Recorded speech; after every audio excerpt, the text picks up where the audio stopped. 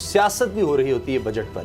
अब इसी पे असद करल साहब, हम देख रहे हैं कि एक दफ़ा फिर लोग आ रहे हैं सामने। अब तो जमहूरी वतन पार्टी के शाहज़ैन बुगटी साहब भी आ गए। वो कहते हैं मैं तो इजलास भी नहीं आऊँगा क्योंकि आम आदमी के लिए नहीं, अभी वो गौर कर रहे हैं, कुछ ज़रूरी नहीं है वो नहीं आएंगे।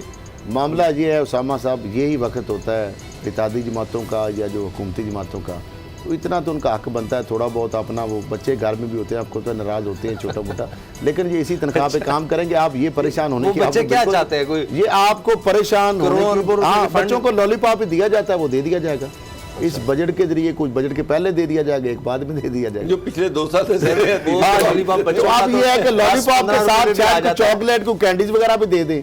आपको पता है ना वो मशहूर है वो जो हमारे पॉलिटिशियन है उनकी फैक्ट्री। हाँ जी, तो मामला ये है कैंडियाँ आपको पता है पहले बहुत ज़्यादा इंक्रीज हो गई है, उसकी प्रॉफिट में बड़ा रौला पड़ गया था। आपकी जब सवाल किसी ने कर दिया कि जनाब आपकी कैंडी तो इतनी ज़्यादा बिक रही हैं कि तईशात, इसका मतलब लोगों के पास पैसे टाफियाँ गोलियाँ खाने के लिए वो तो उनकी महंगी माशाल्लाह। लेकिन खल साहब इस दफ़ा गवर्नमेंट, तो अब मामला ये है कि जो गवर्नमेंट पे प्रेशर ये इसी तनख्वाह पे काम करेंगे। डोगर साहब मैं तो बड़ी सीधी बात, मैं क्या कुछ छोड़ देगा? सवाल है क्या छोड़ देगा? छोड़ने का तो मुझे नहीं पता, लेकिन में बैठ जाएगा। लेकिन तो फिर क्या है ऐसे ड्रामेबाजी? खरल साहब ये ड्रामे है, फिर क्या है? अच्छा चले बाबर साहब, गवर्नमेंट पे प्रेशर दोबारा होगा कि ये तीसरा बजट है। तीसरे बजट को बड़ा सीरियसली ले रहे हैं एमपीज और एमएनएस, खास तौर पे जो पॉलिटिकल पार्टीज हैं, क्योंकि उनको पता है कि उसके बाद चौथा बजट है, इसके बाद एक ही बजट होता है। तो उनको लॉलीपॉप दे देंगे ना। लॉलीपॉप लेने को कोई तैयार नहीं है। और क्या उन्होंने कॉन्स्टिट्यूएंसी में जाना है, उन्होंने इलेक्शन लड़ना है। लेकिन डोगर साहब आप भी इधर और मैं भी इधर है, आप मुझे बता दीजिएगा कि लोग जो है ना लॉलीपॉप भी उनको ज्यादा उससे मिल गया है या नहीं मिला तो अलहदा बैठे होंगे, मुझे बता दीजिएगा। सर वो हर कोई चाहेगा 50+ करोड़ का, मेरा ख्याल है अपने कॉन्स्टिट्यूएंसी के लिए 50+ करोड़ से कम पे नहीं मानेंगे। मसल दिखा रहे हैं, इसी तनख्वाह पे काम करेंगे। देखिए पहली बात तो ये कि गवर्नमेंट के अंदर से बहुत प्रेशर बढ़ रहा है। गवर्नमेंट के अपने एमपीएस नजर में तो आना चाहिए डॉक्टर साहब, वो प्रेशर का जहांगीर टीम ग्रुप है उसका प्रेशर है, वो अलहदा से फंड्स मांग रहे हैं। तो बजट ना पास होने देना, अलहदा से फंड मांग रही है, जमहूरी वतन पार्टी अलहदा से मांग रही है। तो फिर गवर्नमेंट कहते हैं कि जाओ दौड़ जाओ, जिसने वोट देना दे, जिसने नहीं देना ना दे, हमारा इससे क्या लेना देना। नहीं तो लॉलीपॉप जिस तरह से आप कह रहे हैं तो लॉलीपॉप दिए जाएंगे भाई। पहले 2 साल लॉलीपॉप जिन्होंने तुम्हें भेजा उनसे जाके ले लो। लॉलीपॉप पहले 2 साल लिए ना इन्होंने। मैं ये नहीं कहता गवर्नमेंट बहुत अच्छा कर रही है। देखिए अगर कोई जाती मफाद के लिए बात कर रहा है तो गवर्नमेंट को इमरान खान को बिल्कुल नहीं सुननी चाहिए। अगर अवाम की मफाद की बात कर रही है बिल्कुल तरक्याती बजट देना चाहिए। हर कोई कह रहा है सब ठेके चाहिए, हमारे इलाके में डेवलपमेंट चाहिए, सड़कें बनाएं, हमें स्कीमें दें, हमें जनाब बिजली दें, हमें सुविधा दें, ये दें वो दें, नौकरियों में हिस्सा दें, डेवलपमेंट का फंड दें ताकि अगला इलेक्शन लड़ने हमने कुछ 4 पैसे भी आए, कुछ ठेकेदारों के जरिए से भी हमें आए, कुछ सड़कें भी बन जाए, कुछ लोगों को भी दिखा दें। अच्छी बात है इमरान खान के खिलाफ थे पंजाब में पीटीआई को, खैरल साहब इसके खिलाफ थे इमरान खान साहब कि इस तरह से फंड देने के खिलाफ थे हमेशा। वो सियासी रिश्वत है, उनको पता ही नहीं था फंड, वो समझते कि पता नहीं एमएनए एमपी को पैसे दे दिए जाते हैं इतने। सर 5 साल खैबर पख्तूनख्वा में हुकूमत रही, उनको नहीं पता। उस्मान बुज़दार साहब एक एमपी है ना, उनकी कॉन्स्टिट्यूंसी में कितने फंड लगे, कितने 100 अरब लगे हैं। फिर इमरान खान साहब एमएनए है, उनकी कॉन्स्टिट्यूंसी एमएनए है ना, उनकी कॉन्स्टिट्यूंसी में कितने 100 अरब लगे। तो मामला ये है खान कुछ हाथी के दांत खाने के। खान साहब को बहुत सारी रियलिटीज का शायद नहीं पता था। फंड जो होते हैं डेवलपमेंट वो किसी एमएनए एमपीए को स्कीम के मिलते हैं।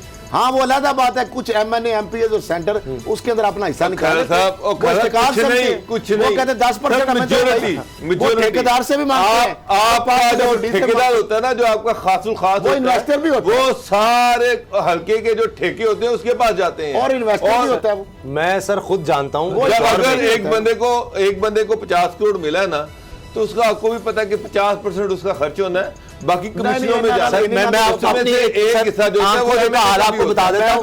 इसी तरह से सर एक साथ थे वो इलेक्शन जब जीते तो उसके बाद उन्होंने अपने बेटे को ठेकेदार बना दिया। जितने इलाके में गलियां सड़कें बन रही थी उनका बेटा बनवा रहा था, वैसे पहले ठेके उसको जाते थे। उसामा साहब वो तो बेवकूफ सियासतदान था ना। ठेकेदार तो पहले कहते जनाब ये डीओ लेटर लाएं, पाक PWD में तो रेट होता है कि 10% जनाब इस तरह 5 करोड़ लाएं तो 50 लाख वो देते हैं पाक PWD वाले।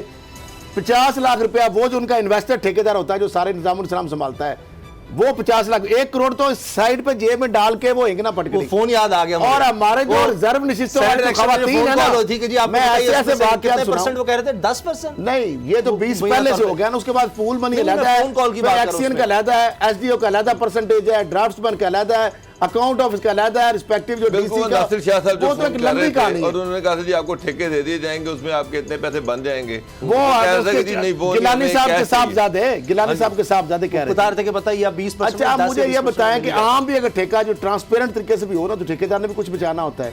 और 10% जो अगर एमएनए एमपी सेंटर सारे नहीं लेते, लेकिन मेजोरिटी लेते हैं, जो अगर कोई नहीं लेता ना तो आगे सामने आ जाए, कुछ चांदे के लोग होंगे सामने जो आएंगे। तो मामला ये है कि वो कहते हैं हम लगाते। पहले के ब्रेक हो जाए, बाबर साहब इस पर बता दें कि हुकूमत को टफ टाइम तो अपने दे रहे हैं, ऑपोजिशन कुछ करेगी? मेरा ख्याल है वही फाड़ दो बजट की कॉपी। मैं तो देखिए दुख के साथ पहले तो आपके अलाइज तो कुछ कर लें, जो नाराज हो गई बात ब्रेक हो जाएगी।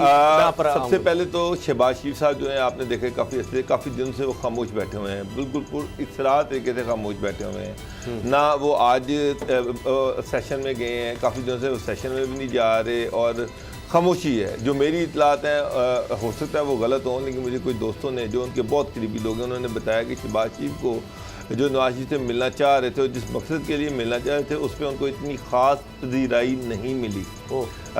जो वोट को इज्जत दो का जो बयानिया है, मेरा ख्याल है कि नवाज शरीफ चाह रहे हैं कि इसी बयानी को लेके आगे चला जाए। और शहबाज वो ये समझते हैं कि शहबाज जी को सिर्फ जो खैर था ने कहा कि लॉलीपॉप दिया जा रहा है, इससे आगे कुछ भी नहीं होना। वो तो शैडो कैबिनेट बना रहे हैं आजकल, आपको नहीं पता? वो इतनी खुशफहमी का शिकार हो गए हैं कि वो चले गए हैं। वो अपने तौर पर शैडो कैबिनेट बना रहे हैं, वो लोगों को ये तासर दे रहे हैं। शैडो कैबिनेट जो है वो तो 1 साल से अपने जेल में लेके फिर जेल में यही काम करते हैं। साहब इशारों से जेल में उन्होंने शैडो कैबिनेट सारा कुछ बनाया हुआ था। अब इशारों से मसला ये है कि नून लीग में नवाज शरीफ जो हैं उनकी तरफ से मैंने सुना है कि उनसे इनकी फ़ोन पे बात हुई है और उन्होंने कहा जी कि नहीं, जो वोट को इज्जत दो का बयानिया वही सस्टेन करेगा। और आप देखिए कि मरियम कल सुप्रीम कोर्ट में भी गई हैं, वो मीडिया से बोली भी हैं, उन्होंने बात भी किया है, उन्होंने फिर अदारों को भी टारगेट किया, सारा कुछ किया। इसका मतलब ये है कि मरियम तो अपने बयानी से पीछे नहीं हट डॉक्टर साहब, और शहबाज जब तक वो पीछे नहीं हटती उस वक्त तक शहबाज शरीफ के लिए कोई स्पेस नहीं।